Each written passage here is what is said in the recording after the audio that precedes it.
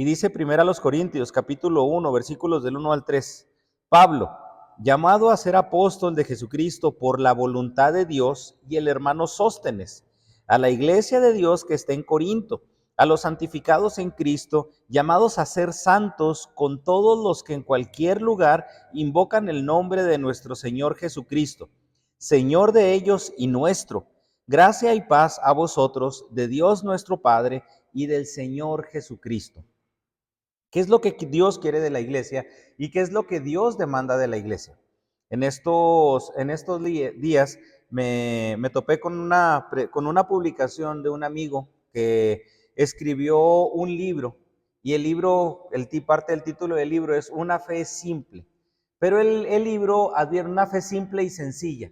Pero el libro advierte, y así lo denomina, de que debemos de tener cuidado, la importancia de tener cuidado sobre las iglesias en franquicia o sobre las iglesias de franquicia, entendiendo iglesias que solamente por poner su nombre en algún lugar se va a abrir iglesia de tal iglesia en la ciudad de Monterrey y ya se llena la iglesia. Ni siquiera tuvo que predicar, ni siquiera tuvo que hacer nada, nomás pura publicidad, primer culto tal domingo y ya la iglesia se llenó.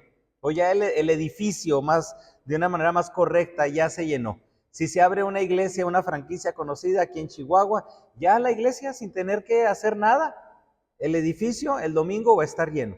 Entonces, esa publicación a mí me llamó la atención y de hecho empecé a leer el libro por esa publicación, porque una persona comenta, dice, las iglesias deberían estar más preocupadas por ganar a más personas para Dios. Y hay cosas que me llamaron ahí la atención. Pero, ¿qué significaría llamar a más gente para Cristo o ganar a más gente para Cristo? ¿El objetivo de la iglesia o el objetivo de Dios para su iglesia será que el edificio se llene todos los domingos? ¿Será ese el sentir? Porque si cuando analicemos ya esta carta más a profundidad conforme vayamos avanzando, no hay ninguna exhortación del apóstol Pablo para que le diga a la iglesia, hagan todo lo posible para que el domingo el culto esté abarrotado. Hagan uso de la mercadotecnia, hagan uso de la propaganda, traigan a la gente, fórcenla a entrar, tráigansela. No veo ninguna exhortación como esa. Por eso la pregunta y por eso el comentario, ¿qué es lo que Dios pide de la iglesia? ¿Qué es lo que Dios está demandando de la iglesia? ¿Y cuál es la exhortación aquí a los hermanos en la iglesia en Corinto? Para poder estudiar esta carta, la iglesia en Corinto es necesario conocer qué es lo que estaba sucediendo en Corinto, específicamente en ese momento de la historia. Corinto era una ciudad con demasiada influencia griega y a su vez una influencia romana, teniendo una influencia griega desde el 350 al 250 antes de Cristo. Era un puerto marítimo demasiado concurrido. Era un lugar de comercio muy grande, lo que permitía que no solamente el comercio creciera, sino que también muchísimas ideologías, muchísimos pensamientos, que mucha gente, si pudiera hacer un negocio, pues vamos a Corinto. Entonces se establecía en Corinto demasiados pensamientos, pero la ideología griega es la que en ese momento estuvo creciendo más. Fue la ciudad más próspera de Grecia en el mundo antiguo. Y después, ya por conflictos en Roma, la ciudad queda desolada y en ruinas, poco tiempo antes de Cristo. Pero después, de hecho, más o menos en el 40 antes de Cristo al 27 después de Cristo, se convierte en una de las sedes más importantes del Imperio Romano. Era una ciudad muy fuerte, y luego viene una desolación por conflictos con Roma, pero después Roma, ¿qué dice? Oye, esa ciudad en su momento era una ciudad pues muy importante para el comercio, vamos a levantarla nuevamente, pero ahora es levantada también bajo influencia romana, pero entendiendo también que la influencia griega siempre ha estado. Esta ciudad era conocida por tener una excelente ubicación geográfica, donde varias rutas marítimas, incluso ciertas rutas terrestres pasaban por ahí, y era una ruta comercial. Del oriente al poniente tenía 2 bahías, está como en un tipo península, y pues ahí pasaban por comercio marítimo, por comercio terrestre, lo que facilitaba la llegada de gente, de barcos, de comercio, y todos sabemos de que cualquier ciudad donde hay mucho comercio tiende a mucho desarrollo, pero también a su vez una ciudad que tiende a mucho desarrollo y a mucho comercio, también es una ciudad que tiende a mucho degenere. Ese es el punto, o sea, parte principal de la iglesia, de lo que nosotros tenemos que estudiar en la iglesia en Corinto. Entonces, esa fama de Corinto se debía a una riqueza económica, no tanto por ser un centro cultural, sino por la riqueza económica. La ciudad de Corinto era conocida, aparte de la economía, como lo mencioné ahorita, también tenía una fama de inmoralidad. Nosotros aquí en México podemos conocer ciertas ciudades que decimos, no, pues no, aparte de ser ciudades que mueven muchísimo dinero, pues también ya a las 8 de la noche todos métanse porque todo se convierte en cantina, burdel o cualquier cosa, así que mejor guárdense, porque hay ciudades que tienen esa fama. Entonces era parte de la fama de Corinto. Esa ciudad era el centro principal de la diosa Afrodita, la diosa del amor. Entonces, la adoración a Afrodita se caracterizaba por una expresión al ser la diosa del amor y al estar en un contexto helenista, que también el contexto helenista o el contexto griego, pues era parte de lo que viene siendo el hedonismo, el placer centrado en el placer. Ahora imagínese la diosa del amor en un contexto donde se centraba el placer, la celebración o la forma de adoración a la diosa del amor, pues no necesariamente era de una manera muy, como dicen, de manita sudada. No, eran expresiones de lujuria. Y había sacerdotisas de la diosa Afrodita que no eran en sí sacerdotisas, era una forma muy educada de llamarle a las prostitutas. Las prostitutas de la diosa Afrodita que trabajaban en el templo y eran demasiado conocidas. Entonces esta ciudad provocaba que Corinto equivalía a perverso.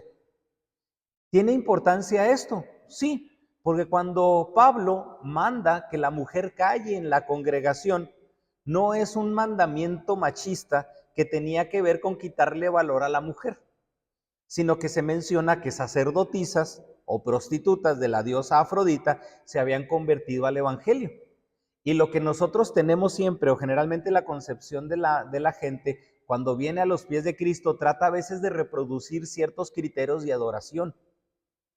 Y personas o mujeres que estaban dentro de la iglesia, que no necesariamente eran prostitutas de la diosa Afrodita, vienen a los pies de Cristo y tratan de reproducir parte de la adoración. ¿Cómo se lo comento esto? ¿Cómo lo podemos contextualizar nosotros a nuestro aquí y a nuestro ahora?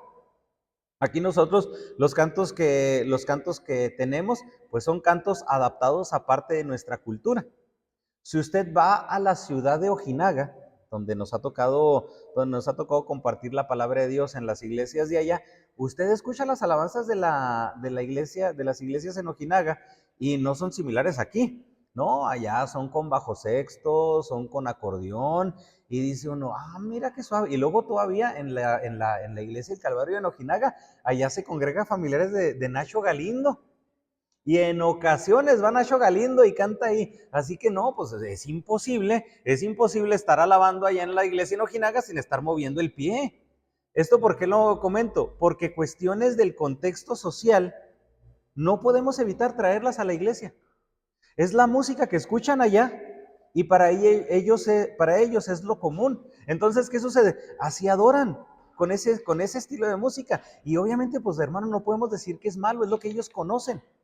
Entonces, culturalmente, lo que estaba sucediendo en ese entonces, en ese contexto, pues lo que ellos quieren hacer es adorar con lo que ellos traen como idea de adoración. Y empiezan las mujeres a tener expresiones muy eufóricas en el culto, queriendo tomar el papel de sacerdotisas que no les correspondía. Y Pablo, la mujer calle en la congregación y guarde silencio. No es un mandamiento machista. Tenemos que entender el contexto para saber que Pablo les está diciendo, la adoración que ustedes presentan a esta diosa no es la misma adoración que se le va a presentar a Dios. No quiere decir de que la mujer cuando entra al templo tiene que callar. No quiere decir eso, pero también entendemos, y lo entendemos como bautistas, que sí, el pastorado es algo designado a los varones. Es algo designado en el modelo que Dios establece, y obviamente también no es un mandamiento machista, porque también me gustaría hacer la pregunta, ¿cuántas formas de servir a Dios hay? El pastorado solamente es una de ellas, de la multiforme gracia de Dios. Entonces, esta ciudad era conocida por ser una ciudad perversa, y había un dicho callejero que decía vivir como un Corinto, se refería a vivir de una manera inmoral. Entonces, esta mala fama atraía a la ciudad gente de todas partes, pero que tenían la intención de pasársela así como en el Spring Break. Pues vamos a Corinto sabiendo o entendiendo que si vamos allá, pues vamos a tener unas vacaciones totalmente inmorales. Y la población en Corinto era una ciudad famosa compuesta por romanos, por griegos, por asiáticos y en este caso judíos, porque recuerden que llega la dispersión de los judíos, lo que provoca que también en Corinto haya sinagogas. Llegan los judíos también, se establecen en Corinto y empieza a haber sinagogas, empieza a haber lugares de culto para los dioses griegos, para los dioses romanos, judíos. Entonces también era una ciudad multifacética en cuanto a deidades. No solamente como en nuestro contexto mexicano, aquí en nuestra nacionalidad, que sabemos de que hay una religión, un sistema religioso predominante, pero allí en Corinto no. Así como uno se podía topar con adoración a dioses griegos, con adoración a dioses romanos, con adoración a dioses judíos, pues a cualquier otro tipo de deidades, por tener tanta gente debido también al comercio. Lucas es quien nos informa sobre el origen de esta iglesia, que esto nosotros lo podemos ver en Hechos capítulo 18. Pablo fue el primer misionero en trabajar en la ciudad de Corinto. El primer misionero en Corinto. Entonces ahora ya no solamente iba a haber deidades griegas, deidades romanas, las sinagogas judías, sino que ahora también congregaciones judío-cristianas.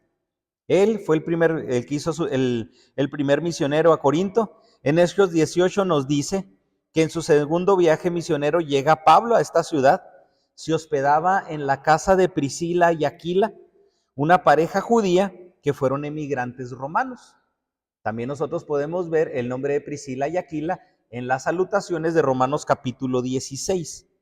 Ellos habían sido expulsados junto con otros judíos en la dispersión del año 49 después de Cristo.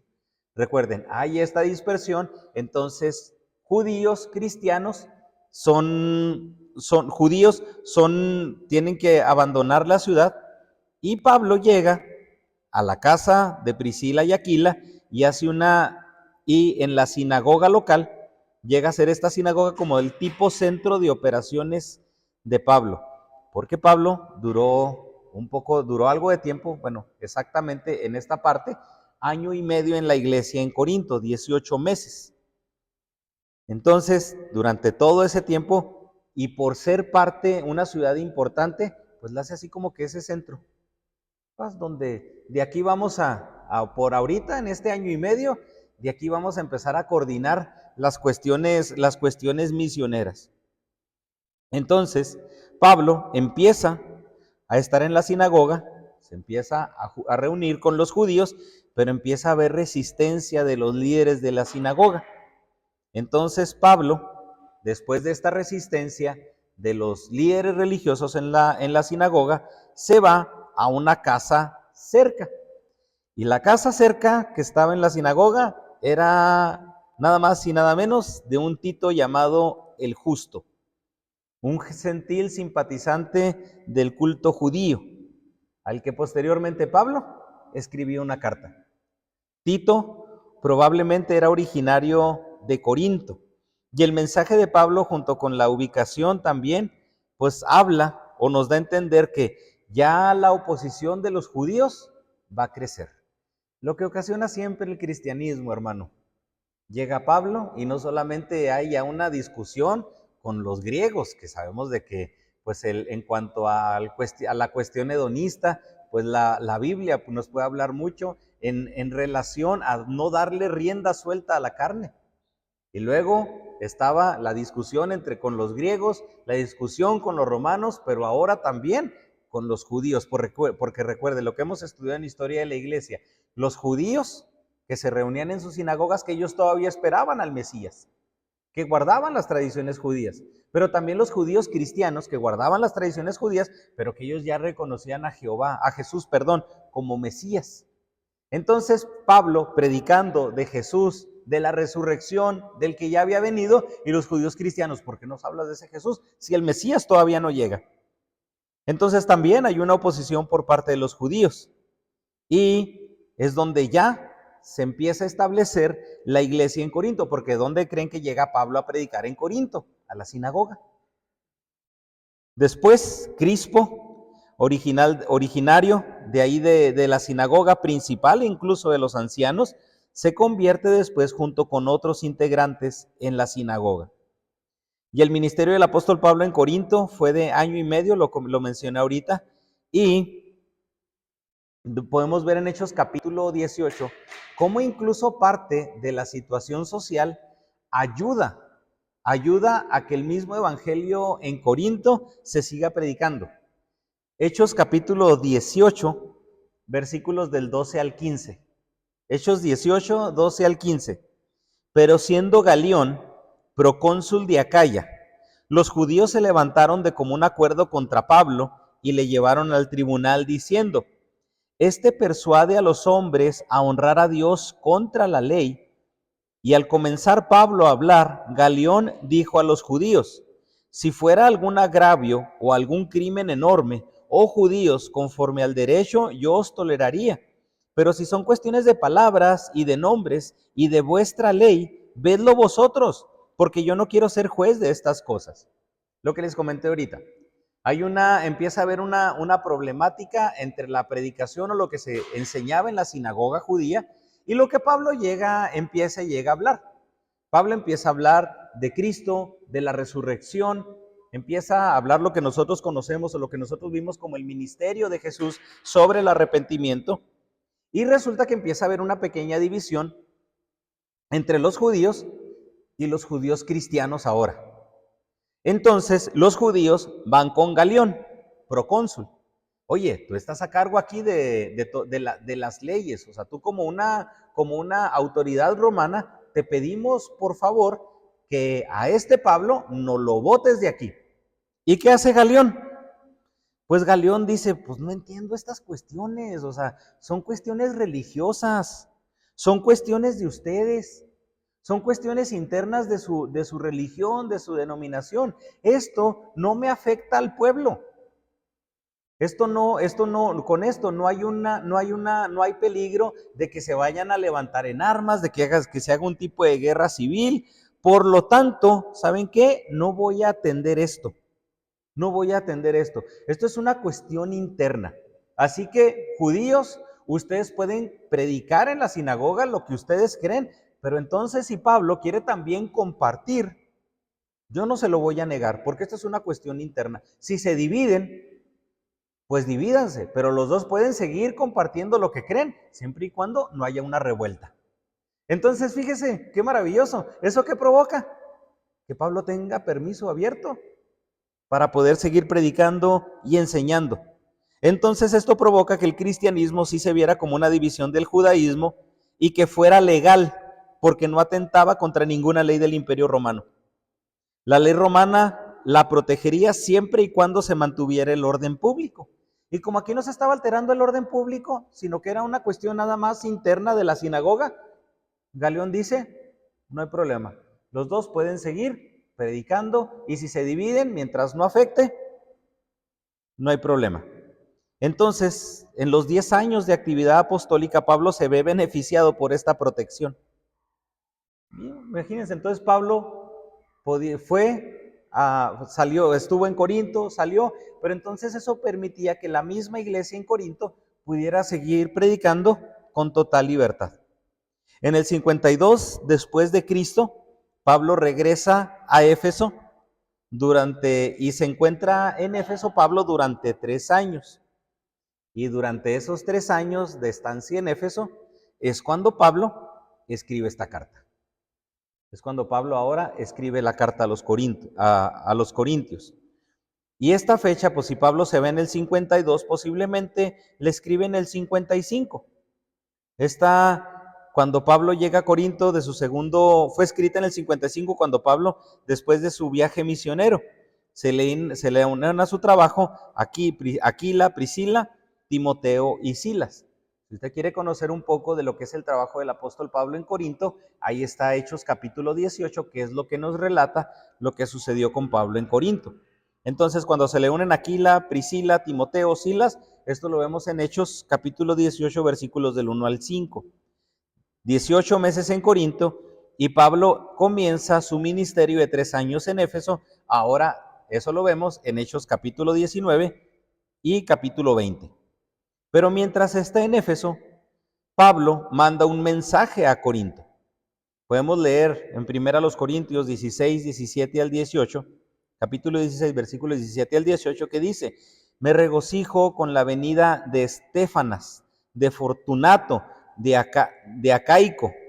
No le pongan nombres a sus niños así, por favor. Pues ellos han suplido vuestra ausencia, porque confortaron mi espíritu y el vuestro. Reconoced pues a tales personas. Entonces, Pablo escribe un fragmento de la primera carta a los Corintios. Y pues la carta no rinde los resultados esperados. Nos vamos a dar cuenta de que la carta a los Corintios tiene ciertas divisiones, donde habla de cuestiones morales, de comportamiento, pero también donde habla de cuestiones de dones espirituales, de amor, de ciertas prácticas que se estaban llevando dentro de la iglesia. Y se cree que estos fragmentos fueron escritos en partes, de que no fue escrita toda la carta así lo voy a decir, de un jalón, sino que fue escrita por lo menos en 2 fragmentos.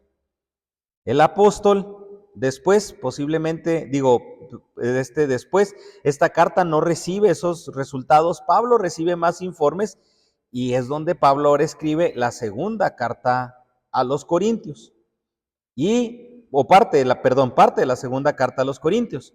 Luego el apóstol redacta un fragmento que se denomina la carta triste, que es de segunda a los Corintios, capítulo 10 al capítulo 13. Después de ser partícipe también de gratas noticias, vuelve a escribir otro fragmento, lo que nos lleva a que estas cartas de primera y segunda a los Corintios, por lo menos fueron 4 cartas. Por lo menos fueron 4 cartas. Entonces, ¿por qué no tenemos primera, segunda, tercera y cuarta a los Corintios? Porque ya posteriormente se compilan las cartas y se dividen por cuestiones de contenido. Si usted observa en la primera carta, nosotros podemos observar cómo es enérgico Pablo en cuanto al hablar de moralidad, en cuanto a hablar de pecado, en cuanto a hablar de situaciones que dentro de la misma iglesia podían causar división. Y en la segunda carta podemos ver ya más contenidos de renovación, de cómo puede vivir el nuevo hombre, la nueva creación en Dios, y ya cómo se puede gozar de la armonía dentro de la iglesia. Entonces, ¿hace daño que estén escritas estas cartas, no necesariamente como Pablo las escribió en ese orden, que algunos apuntan a que fueron armadas ya de un orden lo mejor posible? Pero, ¿qué pasaría si no necesariamente son escritas cronológicamente? ¿Qué pasa si son escritas cronológicamente? Podemos ir a los evangelios, y el evangelio de Mateo sí nos podemos dar cuenta que es un evangelio escrito de manera cronológica. Pero Marcos, no necesariamente. El evangelio de Juan, no necesariamente. ¿Afecta? No, porque el mensaje termina en lo mismo. Una iglesia rendida a Dios, una iglesia viviendo en santidad, una iglesia dependiendo de Dios. Y eso es lo que Dios demanda de la iglesia. Más que cuestiones administrativas que sí podemos ver en el mensaje de la primera carta a los Corintios. Lo importante es la santidad de la iglesia. Lo importante es que la iglesia se parezca a Jesucristo. La importancia es que la iglesia cumpla con el ministerio de Jesucristo. Por eso le comentaba en la introducción de cuidarnos de lo importante de lo que me gustó cuando vi estas publicaciones de pues, ¿por qué la gente quiere pertenecer a una iglesia de franquicia? ¿Por estatus? Porque, no, qué bonito, mira, soy de esta iglesia y cada año, cada domingo me dan un termo y cada domingo me dan una bolsita. Y sí, puedo cargar con orgullo una playera que dice, yo soy de fulanita de tal y yo pertenezco. No, o sea, playeras, no playeras, termos, mochilas, o sea, disculpe hermano, pues si no es empresa. Y nos puede dar cierta identificación, sí puede dar cierta identificación. Hace tiempo mi esposa y yo como cierto aprecio, a algunos hermanos les dimos una taza con el logo de la iglesia y con el nombre, pero eso no es fundamental para que usted sea parte de la iglesia. No es fundamental, es decir, las cuestiones organizacionales no son lo principal. La iglesia, aunque tiene criterios por trabajar con gente, podemos cumplir criterios administrativos. De hecho, podemos ver un don de administración. Pero aunque la iglesia, sí es necesario administrar ciertas cosas, la iglesia es un organismo. Y los organismos no necesariamente se administran. Sí hay administración, pero los organismos principalmente se alimentan. Y lo que quiere Pablo de la iglesia es que la iglesia se alimente de Cristo. Y Pablo en esta primera carta responde a preguntas y problemas que vivía la iglesia en Corinto. Pablo intenta responder a problemas que se han visto plantados por los corintios y que sucedían en el contexto en la iglesia en Corinto. Primera a los Corintios, es la respuesta de Pablo para estos problemas en la iglesia. Por lo que Primera a los Corintios va a ser una carta demasiado práctica. Y el hecho de que la carta sea práctica no quiere decir que no sea una carta doctrinal. Ojo, que no sea práctica no quiere decir de que tampoco sea una carta rica en doctrina. La carta, por supuesto, va a traer doctrina, pero porque la doctrina no es un sistema teórico. A mí sí a veces, pues no, obviamente sin ser lastimoso para nada, pero cuando platico con personas que dicen, es que no, yo no me enfoco en conocer la Biblia, yo me enfoco en vivirla. Y para vivirla no tienes que conocerla. O sea, sí, para vivirla no tienes que conocerla, ¿o cómo le haces? Si queremos practicar algo, tenemos que conocer la teoría. O sea, imagínense, mi hijo Lucas juega básquetbol, Paulina ya le está gustando el fútbol y practican deporte. Imagínense si Lucas llega, yo juego básquet, y luego, sí, juegas básquet, y luego Lucas empieza, yo lo único que quiero es echar canasta, porque de eso se trata el básquet, ¿no? Para hacer más puntos. Entonces, ¿qué sucede si a Lucas le pasan la pelota y sale corriendo con la pelota como si fuera fútbol americano y le pega a todos y los avienta y luego de repente, echa canasta, eche canasta, y luego, así no es. Hay reglas. Y para poder tener una buena práctica del deporte, tienes que conocer bien las reglas. Hermano, no podemos separar la práctica de la teoría. No podemos separar la práctica de la teoría. No podemos separar la doctrina del hacer del creyente. No la podemos separar. Corremos el riesgo, que es algo que entiendo que puede ser de los puntos ciegos en muchas congregaciones bautistas, el exceso de conocer la doctrina, pero la falta de práctica. No pueden ir separadas. No podemos separar la práctica de la doctrina. Si alguien dice, yo hago sin conocer, pues entonces no haces mucho. Pero si alguien dice, conozco y no hago, pues de nada sirve tu doctrina. La doctrina va de la mano de la práctica. Son inseparables. La doctrina se refleja en el hacer como en el creer. Es por eso que Primera a los Corintios Es también un escrito práctico, pero totalmente teológico. No deja de ser una carta doctrinal por ser una carta práctica.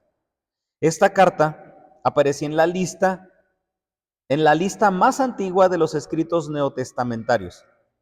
Esta lista, ya recuerde historia de la iglesia, el canon Muratori, que es de los primeros, o el primer canon establecido donde, ¿cuáles son los libros que vamos a introducir en la Biblia? Primera y segunda a los Corintios están en ese primer canon en el siglo II, ya en el año 100. Entonces fue hecho en Roma, un autor desconocido, pero ya desde el primer canon, desde la primer vara de medir, como lo vimos ahorita, ya se encuentra la carta a los Corintios. Aspectos generales que nos ayudan a entender un poco lo que Pablo va a escribir, que no estoy siendo exhaustivo en esto, pero que los vamos a tomar en cuenta conforme vayamos estudiando la carta. Y nuevamente, ¿qué criterios podemos ver nosotros en estos primeros 3 versículos? Versículos 1 al 3, nuevamente. Pablo, llamado a ser apóstol de Jesucristo por la voluntad de Dios, y el hermano Sóstenes, a la iglesia de Dios que está en Corinto, y a los santificados en Cristo Jesús, llamados a ser santos con todos los que en cualquier lugar invocan el nombre de nuestro Señor Jesucristo, Señor de ellos y nuestro. Gracia y paz a vosotros, de Dios nuestro Padre y del Señor Jesucristo. Lo que conocemos comúnmente en las cartas del apóstol Pablo como la salutación o como los saludos. Pablo identificándose, hablando a una iglesia en específico, aquí lo dice a la iglesia de Dios que está en Corinto, yo, Pablo, llamado a ser apóstol. Pero algo muy importante que nosotros podemos aprender en estos 3 versículos, aunque sean muy sencillos, aunque sean muy simples, hay cosas que nosotros podemos aprender en estos 3 versículos. Lo primero de ellos, hermano, Cristo nos da identidad. Cristo nos da identidad.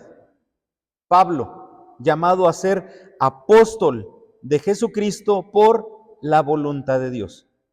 Pablo en sus cartas siempre utiliza un saludo muy similar. Siempre hay esa identificación del autor, los destinatarios y el saludo. Y en estos 3 sencillos versículos lo observamos. Y aquí utiliza este término el término apóstol para referirse a sí mismo. Y es evidente que no se considera como un apóstol de los 12, pero sí como un apóstol en el sentido de alguien que lleva el mensaje.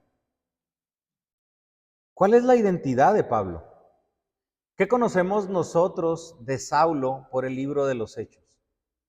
Conocemos que Saulo, el matacristianos, el que asolaba la iglesia, el fariseo de fariseos, el conocedor de la ley.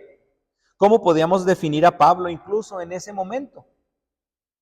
Dependiendo, a lo mejor las personas que lo conocían, Pablo el chaparrito, se cree que a lo mejor físicamente Pablo era una persona que no, de perfil bajo, lo que se le denomina de perfil bajo, que no llamaba mucho la atención. Entonces, ¿cómo Pablo el chiquito, Pablo el chaparrito, Pablo el pequeño? No sé, pero lo principal, apóstol.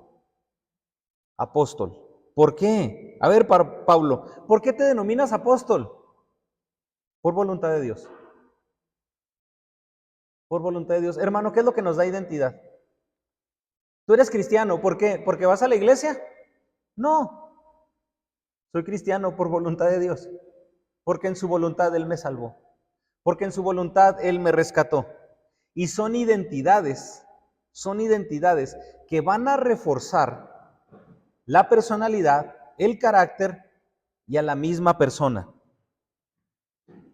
Sabemos que en su experiencia camino a Damasco, Pablo recibe su llamado, recibe ese llamado divino que ya después Dios mismo se le revela a Ananías y le dice, instrumento mío me es para llevar las buenas nuevas.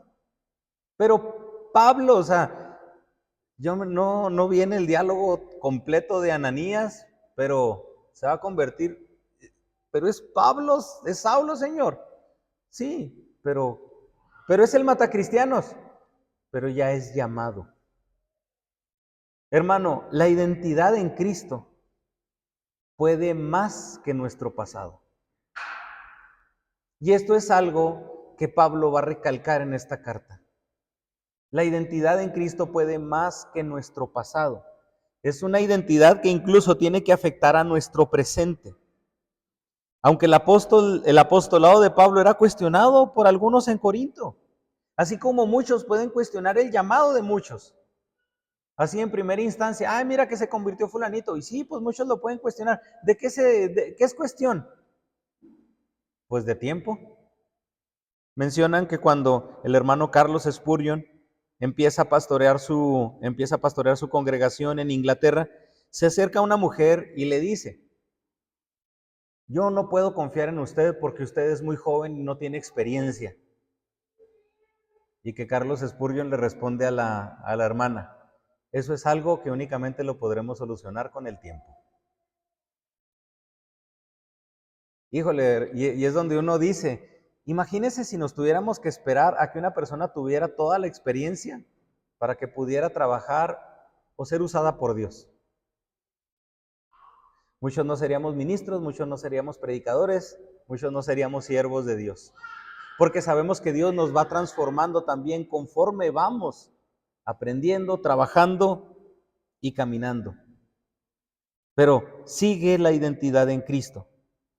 Aquí Pablo destaca su autoridad y por eso también utiliza la frase apóstol de Jesucristo, pero después también dirigida a estos santificados en Cristo Jesús.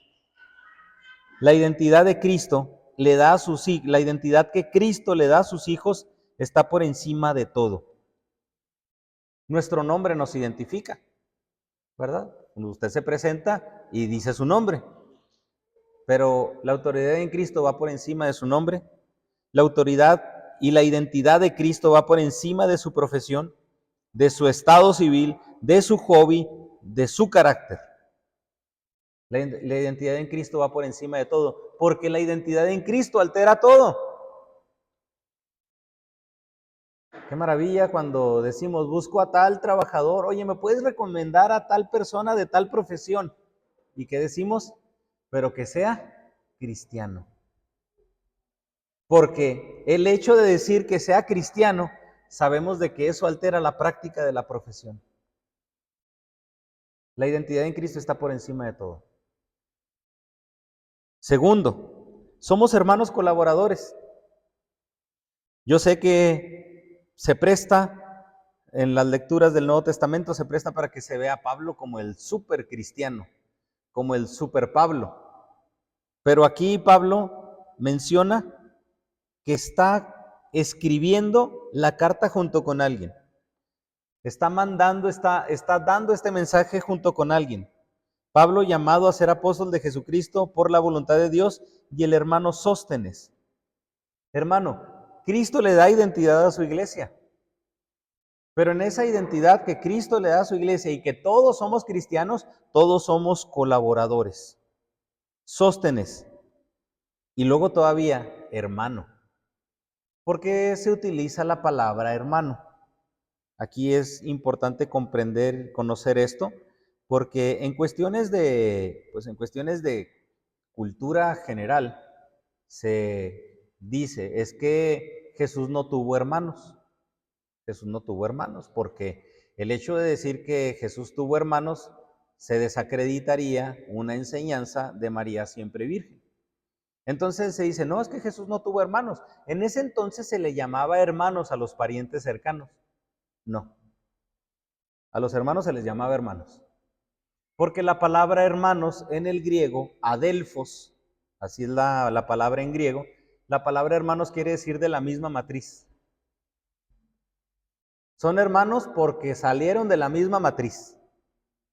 Sí hay una separación entre hermanos y primos, como nosotros podemos ver de Jesús y Juan el Bautista. La palabra primos, zungenes, quiere decir los que comparten genes. ¿No? Somos primos porque sí, compartimos genética, pero no salimos de la misma matriz. Hay información genética similar, pero no salimos de donde mismo. Pero me gusta que después los creyentes, los cristianos, empiezan a utilizar la palabra hermanos. ¿Por qué? porque se mantienen agarrando el chongo? No, gracias a Dios no. La palabra hermanos tiene relación porque provenimos de la misma fuente de vida. Jesús, le dice a Nicodemo, te es necesario nacer de nuevo. Pero ¿cómo puedo meterme otra vez al vientre de mi madre y nacer de nuevo? Lo que nace de carne, carne es. Ok. Los que salen de la misma matriz son hermanos de carne. Y los que nacen del Espíritu, de la misma fuente de vida, hermanos espirituales. Pero volviendo a lo mismo de la identidad en Cristo, nuestra hermandad espiritual, hermano, debería afectar también nuestras relaciones y nuestra colaboración para el reino. La identidad que Cristo nos da, que aquí Pablo está diciendo dos identidades, soy apóstol, pero soy hermano. Cristo me da una identidad en relación a Él. Soy apóstol de Cristo, pero Cristo me da una identidad en relación a Él. Soy su hermano. La misma fuente de vida. Somos elegidos, santos. Es una identificación que ya aquí se empezaba a utilizar para todos los creyentes. Y Pablo se refiere a Sóstenes como un hermano, pero también aparte como un colaborador. Se menciona desde el principio porque se cree que él fue el colaborador de la carta. Y el hecho de mencionarlo me encanta porque no le quita autoridad apostólica a Pablo. A veces en nuestro orgullo nos gusta ser los que salimos en la foto. Es que yo lo hice, es que yo salí, es que yo aquí. Y Pablo no tenía problema. No, aquí Pablo y Sóstenes, igual. El que también él esté, no me quita trabajo a mí, no me resta autoridad, nada. Hermano, tenemos que entender eso. Tenemos que entender eso. Somos colaboradores. Y más adelante, incluso Pablo va a dar una exhortación muy fuerte en cuanto a la cuestión de colaborar. Dios es el que se encarga de dar el crecimiento. Nosotros meramente somos colaboradores. Si uno riega, si otro planta, ¿qué? Somos colaboradores. Dios es el que lo hace. Únicamente estamos trabajando para Dios. Algunos opinan que Sóstenes pudo haber sido el secretario de Pablo. Y se cree que Sóstenes era el principal de la sinagoga en Corinto, de cuyo maltrato también por Galión se narra en Hechos capítulo 18-17. Entonces, ¿qué sucede? Posiblemente Sóstenes se hizo creyente y acompaña a Pablo a Éfeso. Y como Sóstenes conocía la ciudad de Corinto, conocía también la iglesia en Corinto, pues entre él y Pablo, pues vamos a escribir esta carta. Ya nosotros hemos recibido exhortación de nuestros hermanos. Aquí estuvieron los hermanos compartiéndonos de qué era lo que había sucedido, en Corinto. Entonces, pues, ¿qué hacemos, Pablo? Pues vamos a exhortar a los hermanos ahí en Corinto para que reciban un mensaje basado en lo que están viviendo. Recuerde, ya vino Estefanas, ya vino Fortunato, aquí nos estuvieron visitando, nos están dando las noticias de Corinto, pues vamos a mandar una carta con ellos. Vamos a mandar un fragmento con ellos para exhortarlos. Sóstenes tenía el mismo interés que Pablo en la iglesia en Corinto. Somos colaboradores, hermano, porque también nos interesa lo mismo.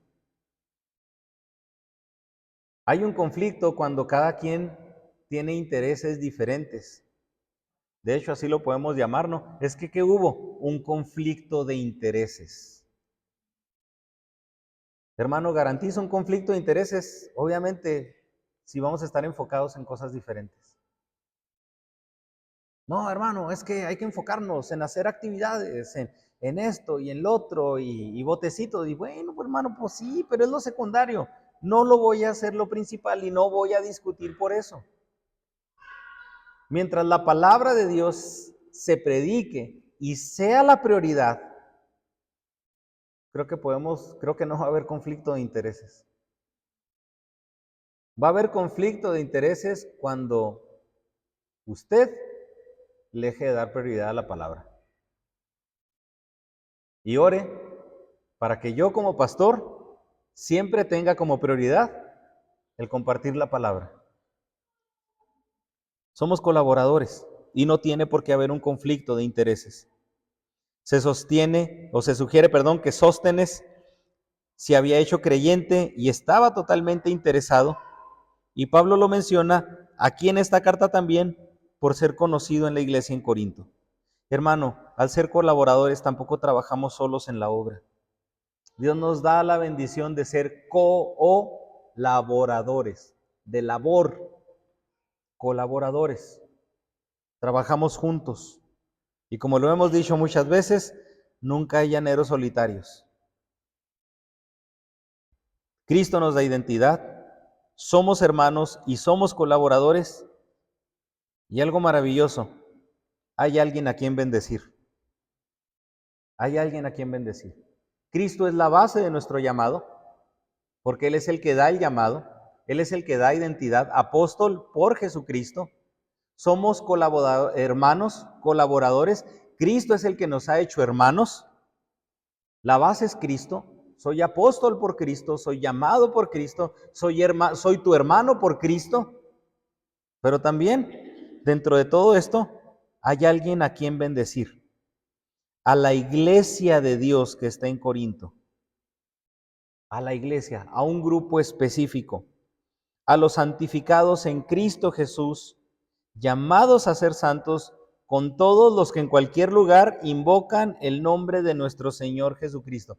Es como si Pablo en este segundo versículo estuviera diciendo 1, 2, 3 por todos mis amigos y yo. ¿Qué está? A los hermanos en Corinto, a los santificados en Cristo Jesús, a los llamados a ser santos en cualquier lugar. Que en cualquier lugar invocan el nombre de nuestro Señor Jesucristo. El término iglesia es importante. Ya apartados totalmente, los llamados fuera, santos, apartados, y elegidos. Son un grupo llamado por Dios a llevar las buenas nuevas, son un grupo apartado para Dios porque han sido elegidos por Él. Esto refuerza el término iglesia y luego todavía lo refuerza más porque iglesia de Dios. Son de Dios. Aquí está dando a entender todo eso. A la iglesia de Dios. No solamente, como pudiéramos decir, en una localidad, la iglesia de Corinto, refiriéndose a la localidad. No, la iglesia que le pertenece a Dios, pero que se encuentra en Corinto. Oiga, pastor, pero es que era una iglesia muy pecadora. Sí, pero era iglesia. Y precisamente porque era iglesia pecadora, por eso es la carta. Malo que no hubiera carta. Malo que no hubiera carta. Establece la iglesia. Pablo, Sóstenes, se interesan en la santidad de la iglesia. Inspirados por Dios, escriben este mensaje para la iglesia. No, obviamente, hermano, no permitimos, no podemos permitir un estilo de pecado deliberado. Pero ¿qué pasa cuando una persona peca? Yo le agradezco infinitamente a Dios que Dios no es un Dios de desechables. ¿Usted cuántas veces utiliza los vasos desechables? Depende, ¿verdad? Depende de cómo ande la situación económica. Ayer estuvimos en la congregación Iglesia en Familia ahí con el hermano Abdiel y dice, no saqué los tenedores, y lo saca unos tenedores bien padres. Y luego dice uno de los hermanos, ¿y estos qué? ¿Los tiramos? Y Abdiel, pues sí, son desechables. Y luego yo le digo, no hombre, yo ando guardando, están bien chidos, yo ando guardando hasta las cucharitas del yogur, que están muy padres.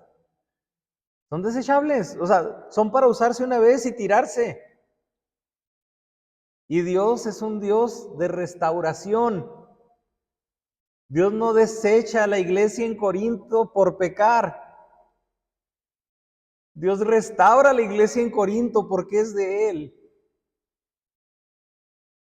Esa idea a lo largo de la palabra me encanta. A lo largo de la carta en Corinto, a Corinto vamos a entender, Dios no desecha al pecador, Dios lo transforma. Dios no es un Dios de desechables.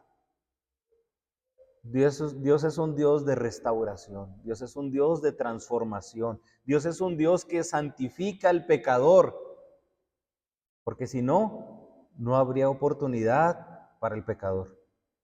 Si Dios fuera un Dios de desechables, hermanos, ni siquiera habría oportunidad para ningún creyente. Fallaste, te desecho. No, fallaste, te transformo. Vamos a comprender que cuando en nuestro contexto mexicano, ¿verdad? Decimos, ahí viene tu papá y te va a castigar.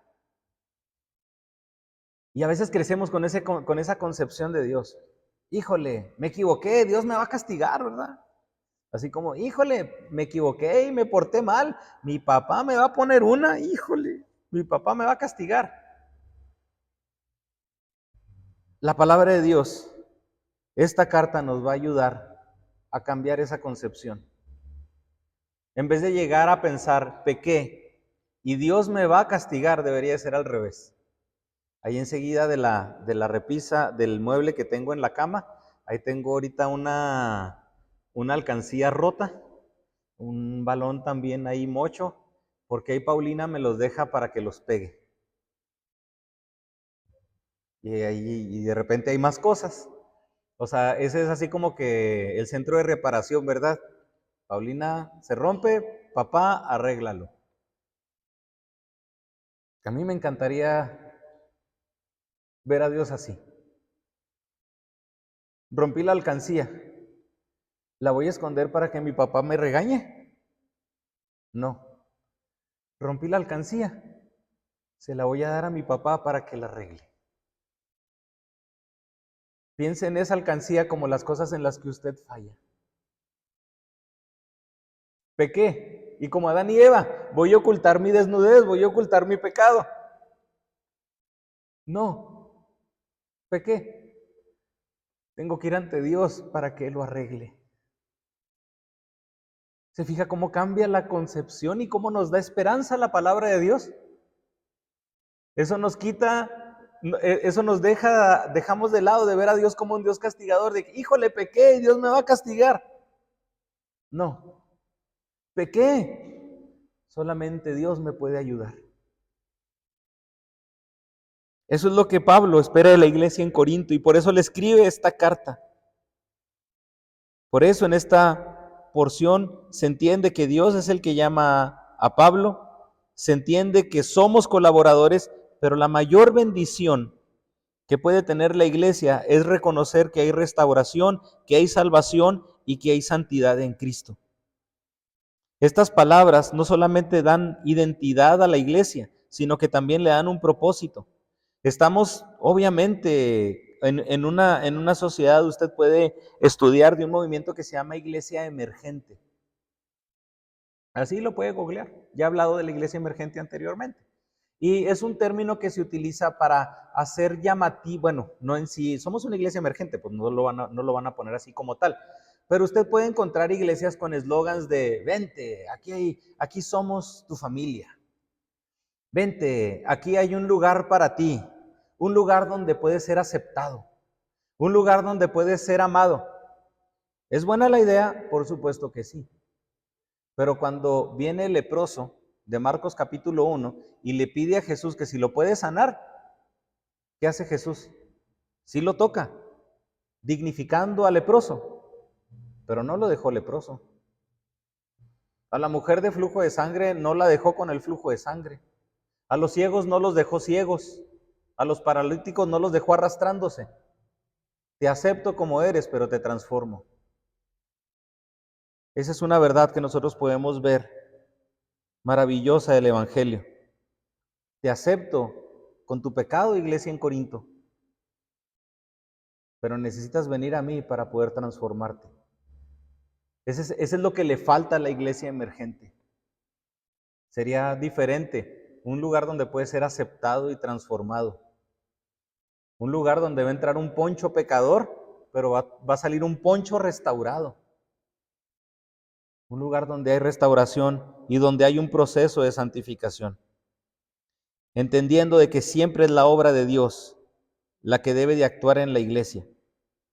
La iglesia no es constituida por la voluntad de una persona, por la acción de los hombres. Por eso es iglesia de Dios, como lo dice aquí en Corinto.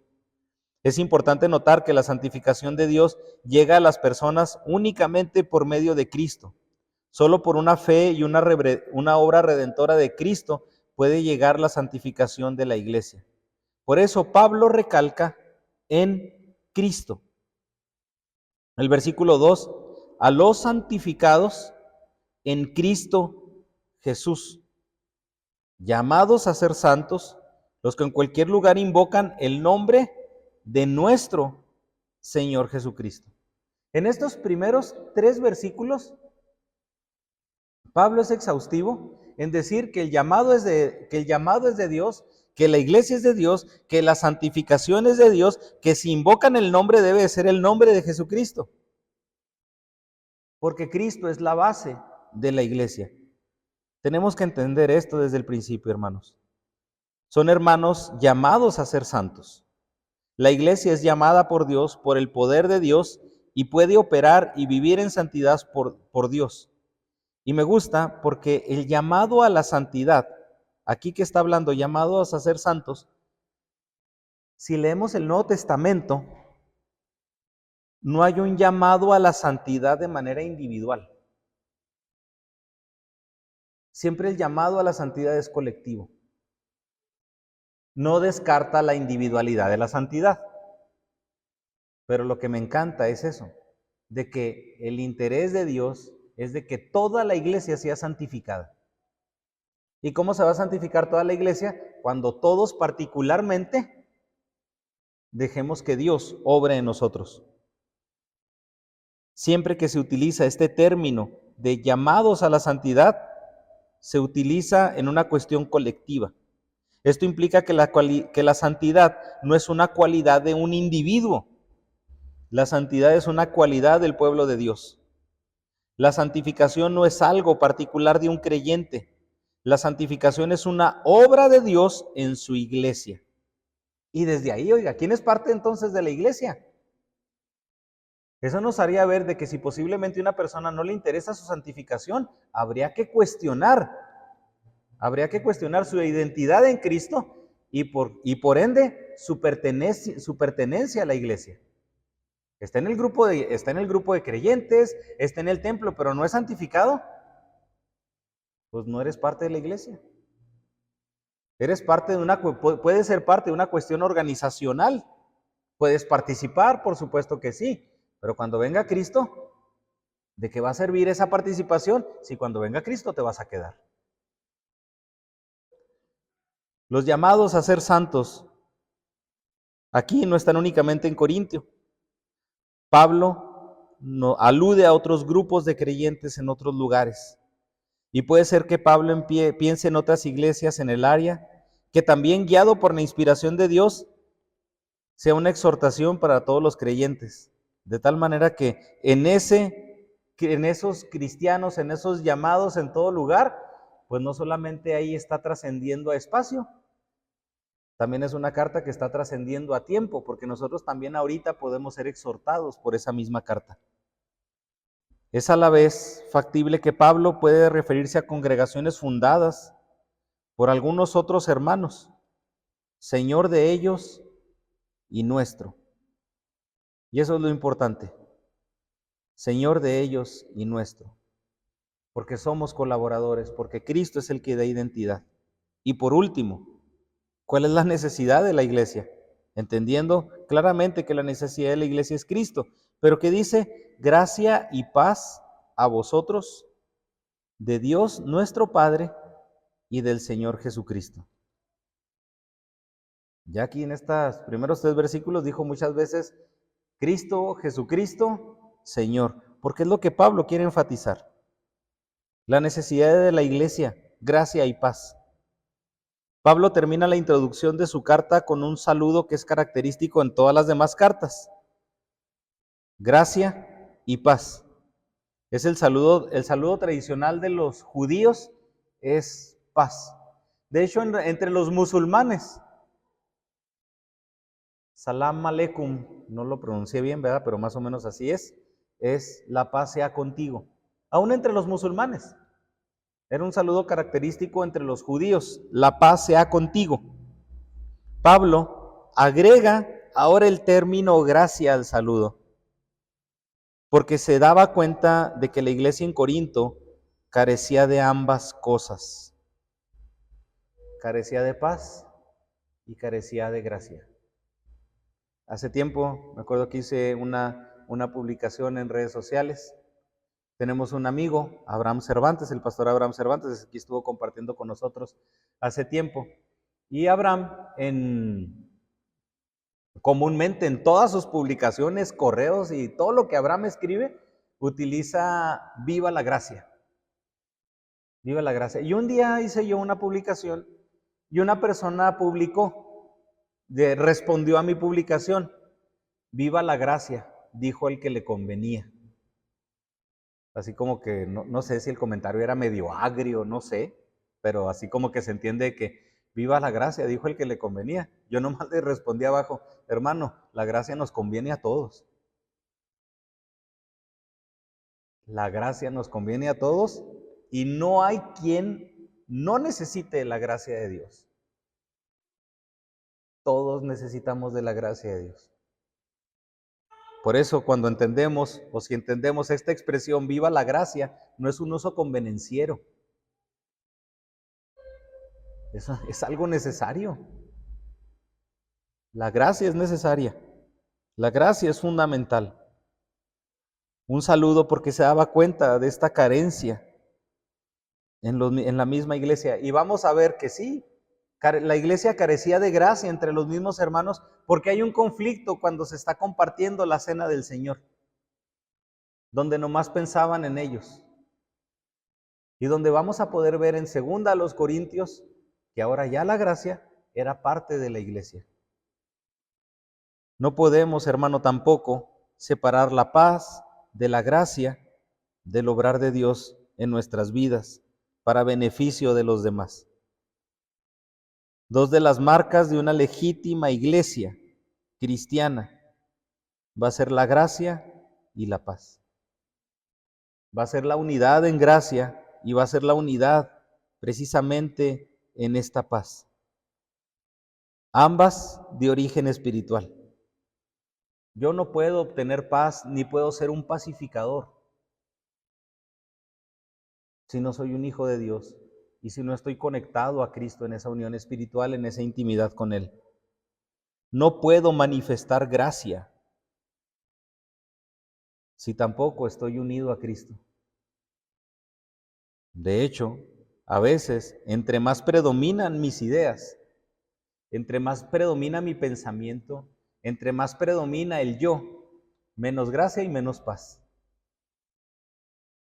Necesitamos el pensamiento de Cristo, necesitamos la mente de Cristo, necesitamos el Espíritu Santo para vivir en gracia y paz como congregación. Por eso les digo, Pablo sabía que la congregación carecía de gracia y de paz con Dios y por consecuencia de gracia y paz entre los mismos creyentes.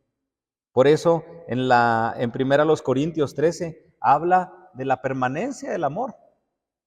Y sí, o sea, una iglesia rica en dones. Muchísimos dones en la iglesia, una iglesia muy práctica, posiblemente incluso una iglesia muy grande. Pero ¿qué les dice Pablo? De nada sirve los dones sin el fruto del Espíritu. De nada sirven los dones sin el fruto del Espíritu. El problema es que los corintios no respondían correctamente hacia la iniciativa de la gracia de Dios y por ende no conocían la paz verdadera.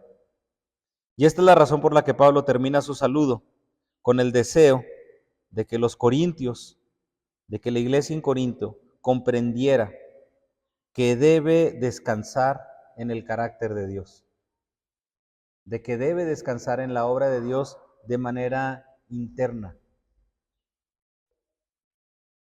Y lo mismo para nosotros. Es una bendición cuando podemos reconocer que hay gracia entre nosotros, que hay paz entre nosotros, obviamente que hay verdad, porque no se separa la gracia de la verdad. No podemos separar la gracia de quién es Dios y de lo que Dios permite y de lo que Dios quiere hacer. Por eso, hermano, esta carta es una exhortación a la iglesia de lo que Dios espera de ella, independientemente aquí en Corintios de cómo sea la iglesia. Dios es un Dios de gracia, Dios es un Dios de paz, Dios es un Dios de reconciliación. Así que si alguna persona puede decir, es que yo no me puedo acercar a Dios porque soy muy pecador, porque hay gente que dice eso, ¿verdad? Pues la iglesia en Corinto era lo que necesitaba. Es que yo no me puedo acercar a Dios porque fallo mucho. Y le pudiéramos responder, pues ahora es cuando. Ahora es cuando. Este es el momento. Así que hermanos, oremos para que estos estudios puedan ser de bendición para nosotros y donde podamos vivir una santificación colectiva, una santificación como iglesia, para que Dios individualmente nos haga a como es Él, pero también como iglesia podamos también ser reconocidos por ese carácter de Dios. Padre Santo, gracias por tu palabra. Gracias, mi Dios, porque nos exhortas por medio de ella y porque principalmente, Señor, nos das esperanza. ¿De qué serviría, Señor, una exhortación sin esperanza? ¿De qué serviría un veredicto de que somos culpables? Pero si no hay una esperanza, Padre, sería únicamente esperar el juicio. Pero gracias a tu gracia, a tu paz, a tu amor, a tu perdón, no esperamos ese juicio, Señor, sino más bien sabemos que estamos recibiendo esa santificación. Y mientras recibimos esa santificación, Señor, con paciencia y con perseverancia esperamos tu venida.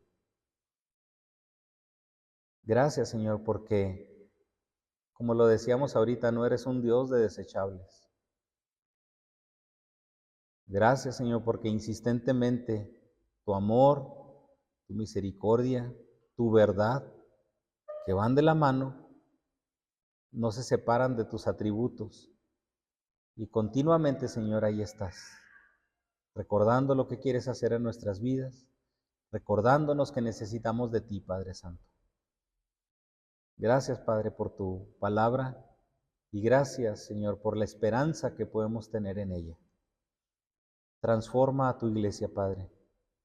Aviva a tu iglesia, Señor. Restaura a tu iglesia, Señor. Santifica a tu iglesia. Y que eso sea lo principal.